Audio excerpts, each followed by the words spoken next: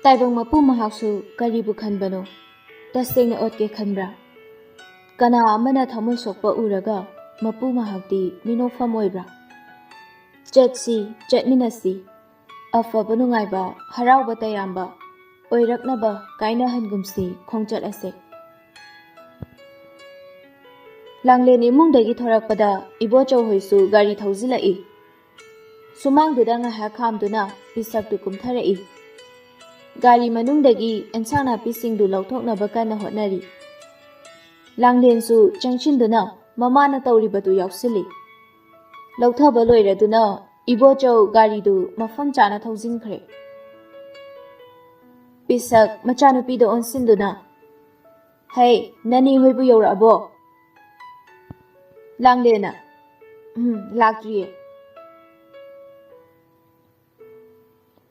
Pisak khamliba gariduda makhutu thilaga Garisina kanagino koraugi maline lakpro mabo Langlensu lae hidak ngawba male mado Pisak hoisu mabukta fattaba kaisu khanba mida nate aduna ichamchamna ise kaidoraba janone fare kai lehoge aigi kada dum kakhale aduna aina sofa da potha halamba nisa su khara hannaba na aina hai mahi su pithakibane hoi horen chaka charaga hanjarani nisa ga ne nema kanda mayumda paw he pibi khose mayumda pabungoi na hello phone do kada lehore ai chak thangalurage Ibo chausu gari do khamnaga thorei aduga Ihe noibu thengene chakhum changnaro adai waida kari amu thirige Pisakna changadone ibema chango kari semjin bahoramo imasu figa honga changake Langlensu pochei mana ngamba khara pairaga changkhre Pisak mapuroibedo onsilaga Moiba ibungo korau dola ye Horen chaka charaga mai hanjarani ingna Tadada paum ta habi khugo Ihe hoi ai habi khrage Gari machadu get hanglamba aduda adum chundringna thaujilai Thoi icham chamna frog armless ama oiba khuru khitang hendabi ama setli Aduga masamdusu khomjenduna setnana pulli Piktak tawba maithongduda kaisu kaisilude Jimbal tu da ngang tak tawi Slipper amaga khudang du dana leather gi amuba machuna mari oiba adasu masayam nana siri Mina hek yengbada mitchai thokningdaba sabani Ka hena harau tayambagi matawdi ude Iting tingna gari adudagi kumthara aga Thoi tapna adum harai Nine mamo Sumangda loi leirame kaidoba yauge Pisak nokmi tawraga halakpada ngainariye kaithal chatlubane noisu thengine kitang anna yoro haraga Thadoina Khangdreda tawrise kitang anna chase habene adum mondana le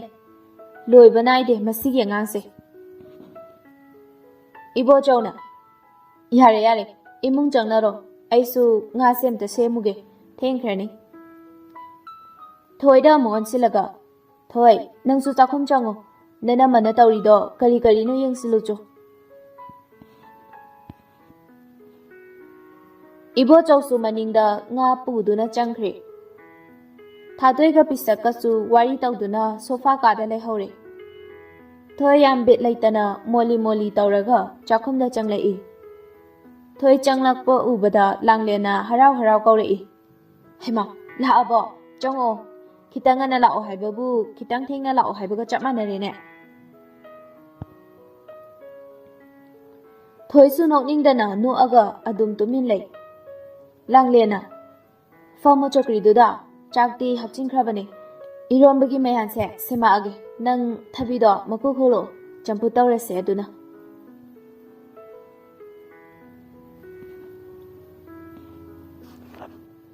Langlensu iron bagi mayan dukan na semli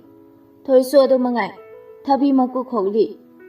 ngaihak sum leiraba matung loiraduna pressure cooker amamamda thangathre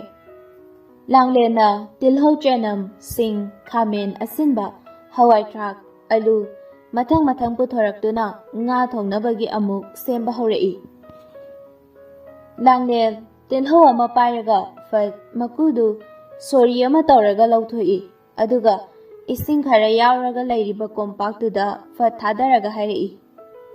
thoi fane ama hongge hongto uro ingsu ingani furitusu khudanga yaudre amta sindo uro cho thoina yani dainama kaishoming diye sabagi apaba se oina se leine langlena hoiba ado hojikti nukchit ayingba silee nasaga phatabaga amuk narakani chalo hongdo uro nga su pusilaktri ai si tapna tawramge langlena haiman baduda thoidu tanna kakhalai ma masadu yamna hainingdraba nahamuksu manamagi kada uningdaba thodo ukhibani ma adugumba amamuk uningdre thadi thajade adubu masana yana ka sida kakhalakpani thongdu tapna hangtoi aduga famungduna tapna famthai mamituna kaisu korok onduna yengsilude rek thamliba adonda mamitu dang yenglai aduga tapna sangsinduna parda marumduda dress tu hongdoi thoi magi frok tu yansilamaga makou tu sat onthorakpada leiriba atopa rek tu da khangtheng thengjili likli lei hapa glass tu maya nakna leirambaga khitang thenglubada mathak tudagi yam safu kana taki makhol du khara kanthokre korausu ahoba makhol da mika fathorakli ka du ubada ingak koyeng yenglakpani adubu thoidi parda marumda likli akaibadu khunduna leibana ubadi udre khongra pocket te koima maraduna phone du lauthoi aduga koino pungside tare taram gadorena marumda leramba nupi dusu mathau loiraduna akaiba likli du puduna thorai korau nupi duna thorakpa aduda langlen oiboiningdana harai len koino tawrisibo nupa amagi khonjal tabaduda thoi khangboi lakpoi amu pairamliba akaiba likli singdu khangtha thadaraga ima korausu thoisu animak ingagakna ngaknare korauna tapna abema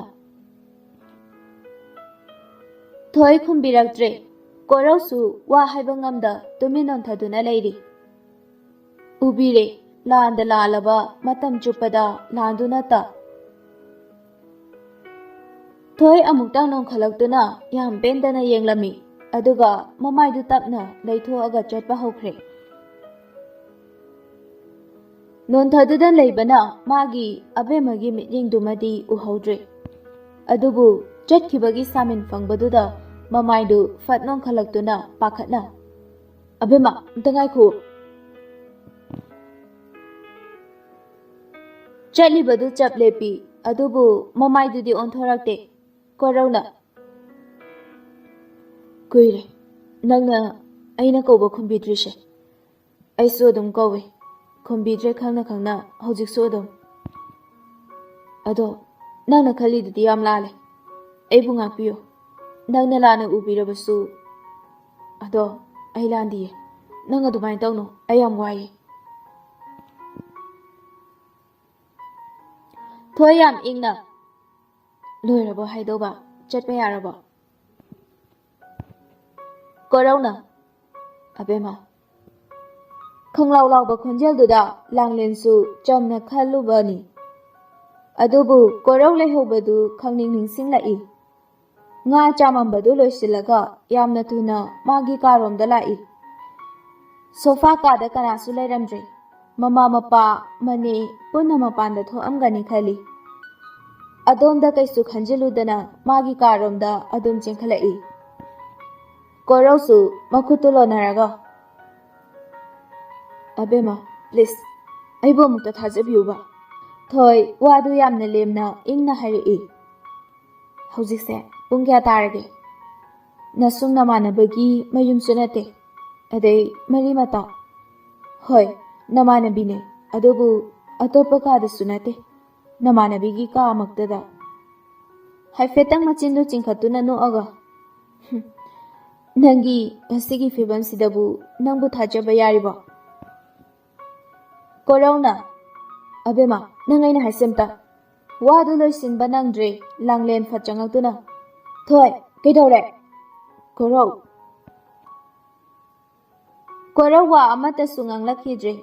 ꯅꯨꯄꯥꯒꯤ ꯊꯃꯣꯏꯗꯨ ꯂꯧꯈꯠꯄ ꯌꯥꯗꯅ ꯃꯆꯦꯠ ꯀꯌꯥ ꯊꯣꯛꯅ ꯀꯥꯏꯔꯦ ꯃꯄꯤꯗꯨꯁꯨ ꯈꯥꯝꯕ ꯉꯝꯗ ꯖꯣꯔꯣ ꯖꯣꯔꯣ ꯆꯤꯟꯊꯔꯛꯏ ꯂꯥꯡꯂꯦꯟꯅ ꯍꯟꯖꯤꯟ ꯍꯟꯖꯤꯟ ꯍꯪꯂꯛꯄꯗꯨꯗ ꯀꯣꯔꯧ ꯈꯨꯝꯒꯦ ꯍꯥꯏꯗꯨꯅ ꯅꯣꯡꯈꯠꯂꯛꯄꯗ ꯊꯣꯏꯅ ꯅꯪꯍꯧꯔꯔꯣꯏꯗꯧꯅ ꯍꯥꯏꯔꯛꯏ ꯃꯥꯗꯣ ꯃꯀꯣꯛ ꯆꯤꯛꯑꯦ ꯍꯥꯏꯕ ꯂꯥꯡꯂꯦꯟꯗꯨ ꯉꯛꯅ ꯉꯥꯏꯍꯥꯛ ꯂꯩ ꯑꯗꯨꯒ ꯈꯪꯅꯣꯛ ꯅꯣꯡꯊꯣꯔꯛꯑꯒ ꯑꯉꯥꯡ ꯃꯆꯥꯗꯧꯅ ꯅꯄꯤꯒꯗꯨ ꯖꯣꯔꯣ ꯖꯣꯔꯣ ꯇꯥꯔꯤꯕ ꯑꯗꯨꯁꯨ ꯀꯣꯛ ꯈꯔ ꯆꯤꯛꯄꯩ ꯌꯦꯡꯅꯤꯡꯗꯦꯀꯣ ꯅꯨꯄꯥ ꯌꯥꯝ ꯃꯥꯟꯗꯦ ꯑꯗꯨꯒ ꯅꯣꯛꯄꯗꯨ ꯑꯃꯨꯛ ꯈꯤꯇꯪ ꯐꯥꯖꯤꯜꯂꯒ ꯑꯗꯨꯒ ꯀꯟꯅ ꯂꯥꯎꯔꯤꯗꯨꯅ ꯀꯩ ꯅꯀꯣꯛ ꯆꯤꯛꯄꯩ ꯃꯥꯟꯗꯦꯕꯣ ꯑꯗꯨꯁꯨ ꯅꯪꯍꯧꯔꯔꯣꯏꯗꯧꯅ ꯇꯨ ꯁꯤ ꯇꯥꯔꯛꯄ ꯃꯊꯛꯇꯒꯤ ꯍꯥꯏꯔꯒ ꯈꯨꯗꯣꯝꯕꯤꯗꯨꯅ ꯇꯥꯔꯤꯕ ꯂꯤꯛꯂꯤꯗꯨ ꯊꯤꯜꯂꯤ ꯂꯥꯡꯂꯦꯟꯅ ꯁ꯭ꯋꯥꯏꯗꯕꯨ ꯀꯥꯏꯗꯩ ꯐ꯭ꯂꯥꯋꯔ ꯄꯣꯠꯅꯣ ꯊꯣꯏꯅ ꯑꯁꯤꯗꯩꯅꯦ ꯑꯁꯤ ꯃꯊꯛꯇꯩ ꯑꯩꯅ ꯄꯨꯊꯣꯔꯛꯄꯗ ꯈꯪꯕ ꯃꯉꯣꯟꯗ ꯑꯗꯨꯒꯤ ꯑꯃꯨꯛ ꯇꯥꯕ ꯂꯥꯡꯂꯦꯟꯁꯨ ꯍꯣ ꯀꯣꯔꯧ ꯃꯃꯤꯠꯇꯨꯅ ꯊꯣꯏꯗ ꯍꯥꯏꯔꯞ ꯌꯦꯡꯉꯛꯏ ꯑꯗꯨꯕꯨ ꯊꯣꯏꯗꯤ ꯌꯦꯡꯉꯛꯄꯗꯤ ꯍꯥꯏꯔꯨꯔꯅꯨ ꯑꯣꯏꯅꯗꯨꯝ ꯅꯣꯟꯊꯗꯨꯅ ꯑꯀꯥꯏꯕ ꯂꯤꯛꯂꯤꯗꯨ ꯈꯨꯟꯗꯨꯅ ꯂꯩꯊꯣꯛꯈ꯭ꯔꯦ ꯍꯦꯛ ꯂꯣꯏꯕꯒ ꯀꯩꯁꯨꯝ ꯍꯥꯏꯔꯝꯗꯅ ꯑꯗꯨꯝ ꯃꯄꯥꯟ ꯊꯣꯛꯈ꯭ꯔꯦ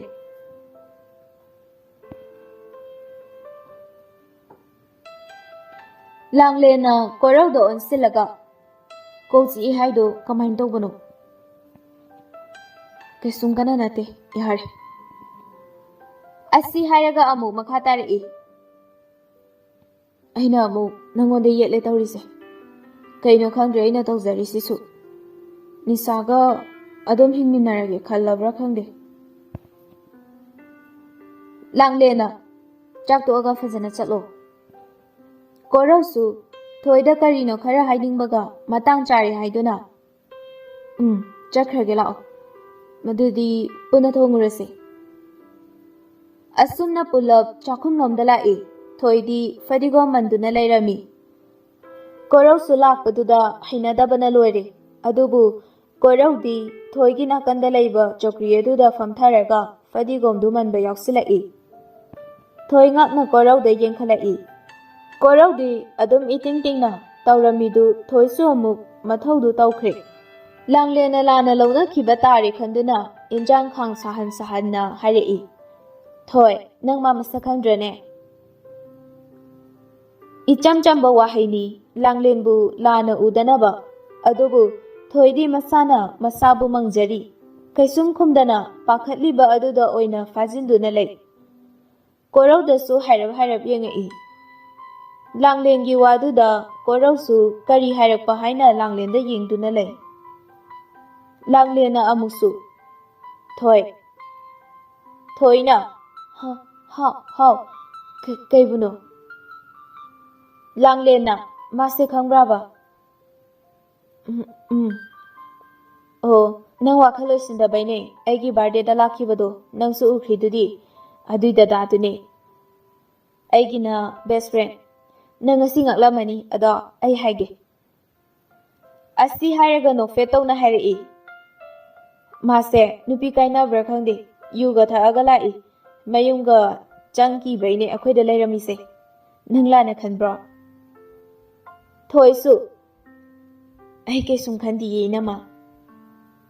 ꯊꯣꯏ ꯃꯊꯣꯡ ꯅꯣꯛꯐꯦꯠ ꯇꯧꯖꯔꯛꯏ ꯌꯥꯝ ꯅꯨꯡꯁꯤꯅ ꯄꯥꯝꯃꯨꯅ ꯀꯣꯔꯧꯗꯨ ꯑꯃꯨꯛꯇꯪ ꯌꯦꯡꯖꯔꯛꯄꯅꯤ ꯍꯥꯟꯅꯗꯒꯤ ꯍꯧꯅ ꯌꯦꯡꯗꯨꯅ ꯂꯩꯔꯝꯕꯅ ꯃꯤꯠ ꯑꯅꯤꯗꯨ ꯃꯤꯠꯆꯥꯅꯩ꯫ ꯊꯣꯏꯁꯨ ꯁꯠ ꯑꯃꯨꯛ ꯅꯣꯡꯊꯈꯤ꯫ ꯌꯥꯝ ꯏꯀꯥꯏꯈ꯭ꯔꯦ꯫ ꯍꯥꯟꯅꯗꯒꯤ ꯍꯦꯟꯅ ꯅꯣꯟꯊꯗꯨꯅ ꯇꯨꯃꯤꯟꯅ ꯂꯩꯈ꯭ꯔꯦ꯫